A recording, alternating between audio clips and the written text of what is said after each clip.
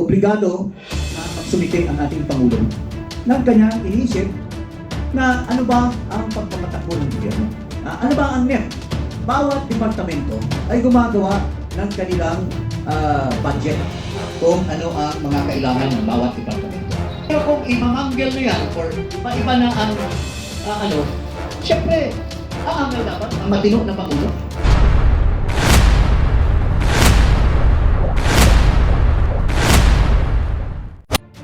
Yes, maraming salamat, Rob. But before I do, nais ko lang sabihin something very brief. I'd like to issue a respectful challenge to our President. Mr. Marcos, di ba ang narrative na iyong pinopromote ay hindi ako kasama dyan sa mga flood control scandals na yan. And in fact, ang sabi mo, ako nga ang nagpa-imbestige. Sinasabi mo yan, concentrate to your mouthpiece. At sinabi mo pa nga, di ba, noong ikaw ay nag-speech, nung SONA, mahiya naman kayo. Now, I would like to respectfully ask the President, Sir, kung hindi ikaw ang mastermind, sino? Ba't hindi mo masabi? Hanggang ngayon, September pa yung ICI mo, hindi mo pa rin masabi. Di ba? Kung ikaw ang nagpa-imbestiga, ano nangyari sa investigasyon? Bakit hindi mo pa rin masabi hanggang ngayon kung sino ang mastermind? At sa nakikita mo na yung National Expenditure Program mo ay nilakihan na naman, just like before, nung sinabi mong mahiya naman kayo, bakit ayaw mo sabihin sa present na House, mahiya ulit kayo? I mean, what gives? Salita lang ba, Mr. President? Are you not going to tell the Filipino people kung sinong dapat mahiya? Sino man dapat mahiya talaga rito? Kung hindi kayo, sinong dapat mahiya? Yung pinsan mo ba? Yung anak mo ba? Sinong dapat mahiya, Mr. President? Why are you so silent? Bakit puro lip service? So that is my challenge. Ngayon, ito naman public knowledge naman, pero alam nyo, magugulat kayo. Because, alam nyo, yung sinasabi nga po sa Constitution, Rob, na the legislature is the guardian of the public purse. Alam nyo, dapat po ang ginagawa ng ating legislatura ay magtipid. Kung merong wish list ang presidente under the National Expenditure Program, siguro dagdagan mo ng konti, bawasan mo ng konti, but for you to double or treble yung hinihingi ng presidente, there's something wrong. Bakit sa halip na pangalagaan mo yung pondo, tipirin mo, nilalakihan mo pa? Walang iniwan niya sa anak mo eh. Humihingi ng allowance, Dad, may party ako sa Sabado, pahingi naman 1,000. Wag, 800 lang. Ito, baliktad eh. Paano magtututo ng fiscal responsibility? Dad, pahingi ng 1,000. Gawin natin 3,000. Saan mo ilalagay yung 2,000? Yun ang nagtataka ako. Kita nyo, ito na naman eh. Walang pagbabago mga kasama. Tignan ninyo Kaya sinasabi ko yung speaker, same, different dog, same collar.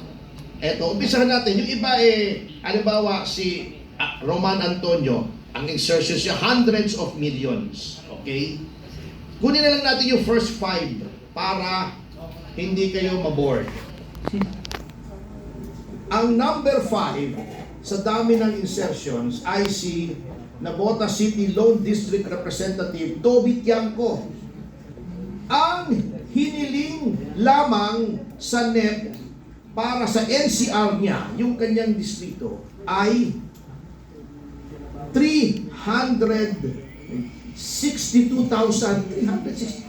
million. Ang in-insert niya ay 754,000. Doble. 754 million. Million. 754 million. For a total of 1.116 billion pesos. Mas malaki pa yung insertion kesa sa nakalagay sa NEP. Pagdating naman sa Eastern Samar, Christopher Gonzales, 2.7 ang million, 2.7 billion ang hiningi sa NEP. Nag-insert siya ng almost 900 million for a total of 3.6 billion. Eto na. Eto, the Swansing sisters. Yung paborito, yung crush ni Congressman Oo, Jim yung pinakamagandang congresswoman sa House. Hindi, magkapatid ito. Iba pa yung si Micaela. Yung Bella, medyo, Yung Bella. medyo improved version. Hindi ko kilala kasi. Ah. Oo. Hindi masyadong vampiric yung mukha. Kita nyo ha, 2.3 ang hiningi sa NEP, in-insert niya is 1.5 for a total of 3.8. Almost 3.9 kung rounded off. Yung kapatid niya, na chairman na yun, ano? Chairman ng APRO, yeah. Oo. 1.7 ang in-insert sa 1.6 for a total of 3.4 billion. Ano yung billion ng insertions? Yung magkapatid, ang total insertions ay 3.2 billion yung magkapatid. And yung ating speaker na akala natin mag-improve from Alam mo, Mr. Romualdez ay ang hiningi lang sa DPWH na sa NEP ay 1.1 billion. Ang in-insert niya ay 2.6, halos triple. Tinriple niya for a total of 3.783 billion pesos. Yan ba ang reform budget? Yan ba ang nahiyang mga tao? Hindi po sila nahiya. What are we going to do with this?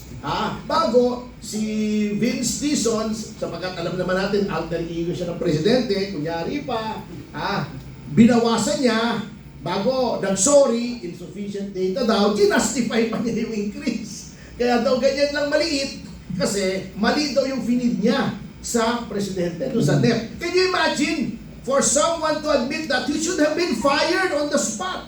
Bakit mali yung binigay mo sa presidente? Na mislead siya formulating the NEP na kailangan ba dagdagan ng House?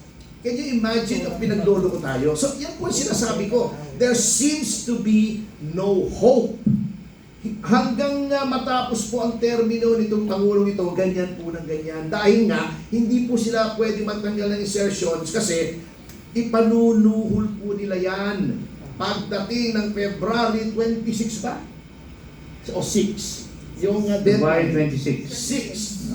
Yung Pagdating ng February 26, deadline, kakailanganin nila yung perang yan. Sapagkat katulad nga na sinabi ni Chairman Cardema, depende ang budget mo doon sa agreement or disagreement mo doon sa pinagagawa nila sa'yo. Ayaw mong pumirma, wala kang budget, pipirma ka, sagana ka sa budget. So, yun po ang malaking problema kung bakit hindi, never, na mare-reform ang ating budget. Okay. Just a speculation from any one of you, dun particularly dun sa Vince, telling na mali yung finid ko, what could have happened between the President and himself dun sa possible na conversation kaya na nangyari? That's why he actually, during the BICAM was enforcing na dapat ibalik yung yung amount na gusto niya. What could have happened? What kind of conversations and ano yung naging purpose doon kung bakit sabi ito okay na to, that was what they submitted, and eventually ngayon naman sasabihin mali yun, dapat ito yung tamang amount, kung may speculations lang kayo.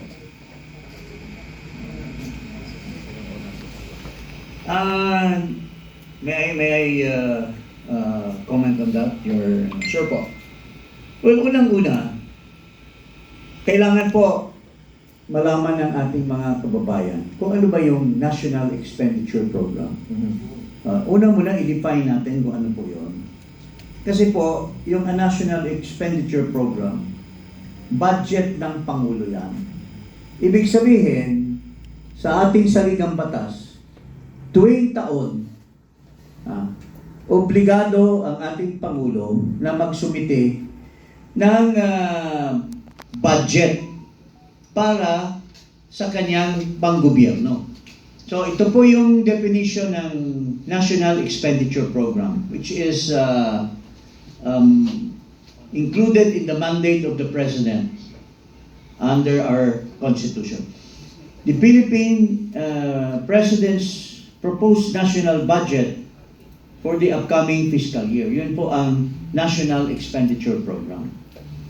This is prepared by the DBM and submitted to Congress for deliberation, acting as the basis for the General Appropriations Bill, which eventually becomes law.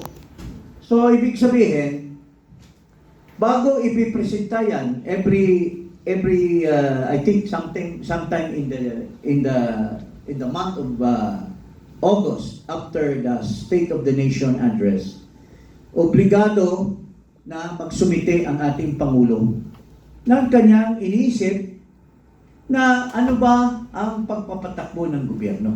Magkano ang kailangan na pondo para ayos ang pagpapalakad ng ating gobyerno. So, ibig sabihin, ano ba ang NEP? Bawat departamento ay gumagawa ng kanilang budget kung ano ang mga kailangan ng bawat departamento. So, pagdating yan sa Kongreso, re-reviewin lang. Kaya dapat ang ating Pangulo, kung matalino siya, kung maayos siya, matino siyang Pangulo, hindi pwedeng palitan yung kanyang budget. Busisiin lang ng Kongreso yan, pero pagdating uli sa tinatawag na General Appropriations Bill, yung gusto ng Pangulo na sinabit niya sa NEP, hindi dapat sana ang tatanggapin niya. Pero kung imamanggel na yan or iba-iba na ang siyempre, aangal dapat ang matino na Pangulo. Di ba? Bakit wala ito? Ito yung, halimbawa, Department of Public Works. Ano ba ang gusto ng Pangulo nung sinabit niya sa NEP? Gusto niya itong ma-address itong mga expenditures na ito na siya yung makapagpabuti sa infrastructure program. Tapos biglang pagdating ng General Appropriations Bill, wala na yung mga gusto niya. So, ibig sabihin, under the Constitution, ikaw ang Pangulo, mayroon kang power of tinatawag na veto power. Pwede mong harangin yung mga pinaggagawa ng mga congressmen for their own benefit, which is no longer for the benefit of the people in the first place. Kasi ang Pangulo, siya yung naglalatag ng anong maganda para sa taong bayan. Pero pagdating sa kanya, pagbalik nung sinumiti niya, nawala na yung mga gusto niya. At iba na. So paano ako magiging effective na Pangulo to implement my program? Kung binago na ng Kongreso, pagdating sa BICAM, binago na lahat. Kaya, kung matino ka, hindi mo papayagan na ang Kongreso ang magdikta ng gobyerno. Pagbalakad ng gobyerno. Kaya na yung mga insertion, dapat aayawan sana ng Pangulo. Pero, noong napakinggan natin si Saldico, at nasabi na ininstruksyonan si Pangandaman, tapos kinonfirm nung Adrian Bersamin, na nag-utos si Marcos na magsingit ng 100 billion, aba, anong nangyari sa kanyang National Expenditure Program? Siya mismo ang nag-violate, nag-giba ng kanyang National Expenditure Program. Kaya hindi matino ang gobyerno. Kung ikaw presidente, baguhin mo. Tapos, mayroon ka palang intensyon na kikita ka pala doon sa insertion mo. Kasi sabi ni Saldico, after na-insert yung 100 billion na pina-insert ni Marcos, biglang nakakuha siya ng kickback na 25 billion at binigay niya kay Marcos. Anong klaseng presidente mayroon tayo? Walang hiya kang presidente ka. Sasabihin mo, mahiya kayo, pero ikaw pala ang numero walang hiya. What kind of kaya ako, nananawagan sa ating mga kababayan. Papayag ba tayo na ganyan ka magnanakaw ang isang presidente, according to Saldico, na kumukuha ng 25 billion? Maliban pa doon, mga kababayan, doon sa mga nilatag nilang insertions na hindi po nakaayos doon sa National Expenditure Program. Kasi ang na-insert sa 2025 budget ay nasa 280 billion, more or less. Ang binito lang ng ating Pangulo, 29 billion. So napakalaki yung, maliban doon sa 100 billion na pina-insert niya, mayroon pang mga ibang in-insert. At doon sa portion na yan, which went to Bulacan, sabi ni Saldico, 52 billion ang nakalap ni Saldico na kickback at binigay niya kay Romualdez at kay Marcos. So matino ba yung presidente na ganyan, mga kababayan? Ako po'y nananawagan sa ating mga sundalo, sa ating mga pulis. Matino ba ang ating Pangulo na kumikita sa sariling pera ng mga taxpayers, sa mga naghihirap na taong bayan? Is that the kind of president? Kaya nga po, kung matino itong ating ombudsman, kasi sinasabi niya, ito, kilala ko ito, na itong ating ombudsman, at doon sa kanyang interview, sabi niya, wala na akong ibang hangarin, kaya ako pinilit na maging ombudsman kasi gagawin ko ang tama. So, nanawagan po kami sa iyo, ombudsman, kung naimbestigahan ang ating vice presidente dahil pinahila nila ng plunder, there is no hindrance for you to investigate the president. He may be immune from suit, but he is not immune from investigation. You should show to the public the accountability of the president. Kasi may nag-akusa sa kanya.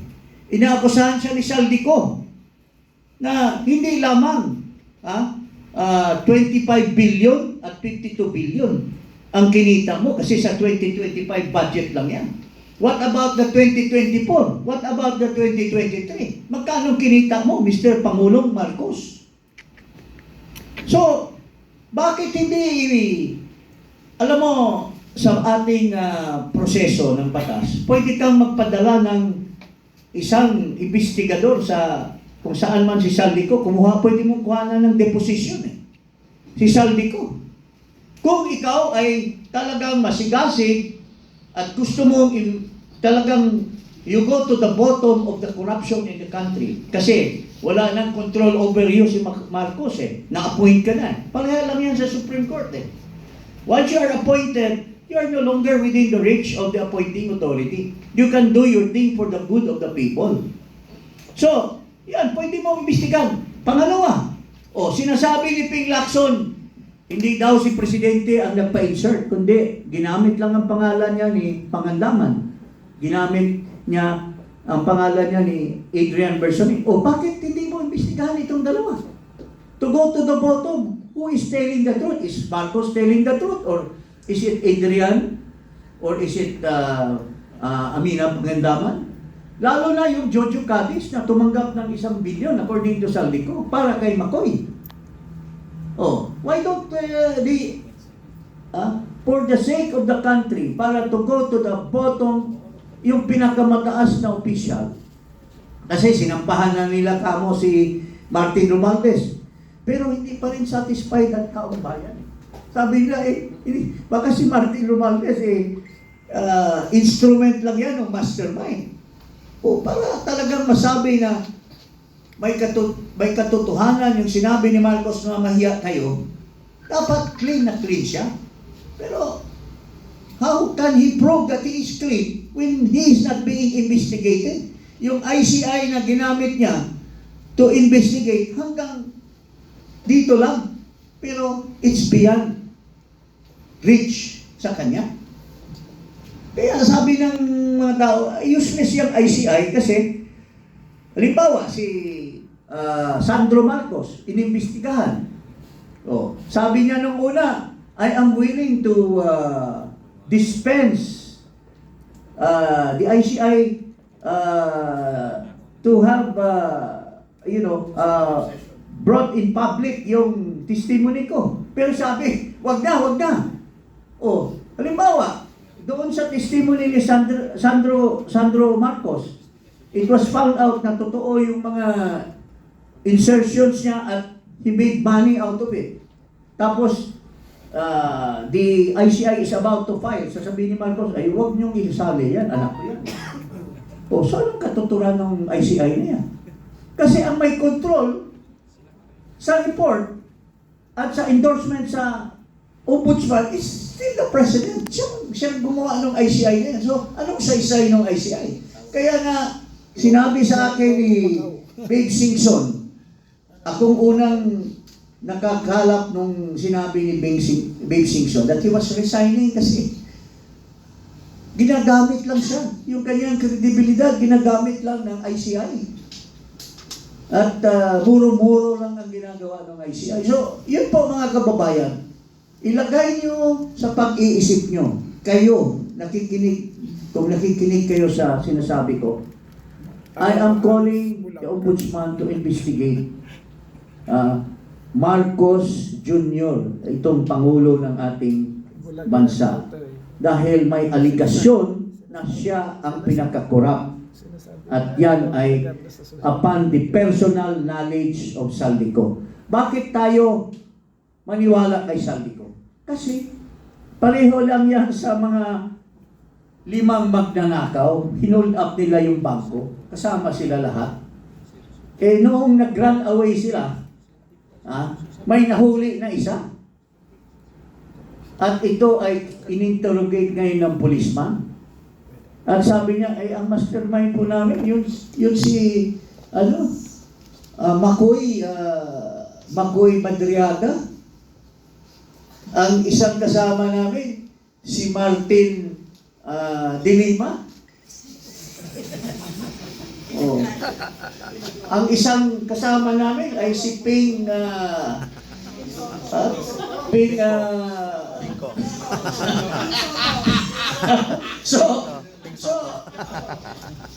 kung ikaw kasama sa nagplano at nahuli ka, hindi ba yung mga ginawa niyong plano para magnakaw, may katuturan yung sinasabi nito kasi kasama siya sa nagplano at nagnakaw. So ganoon din, kung isa sa mga magnanakaw, si Saldico, at nahuli, at siya ngayon ang nagsasabi na si Marcos ang nag-utos sa akin na maglatag ng insertion, hindi ba kakapaniwala si Saldico?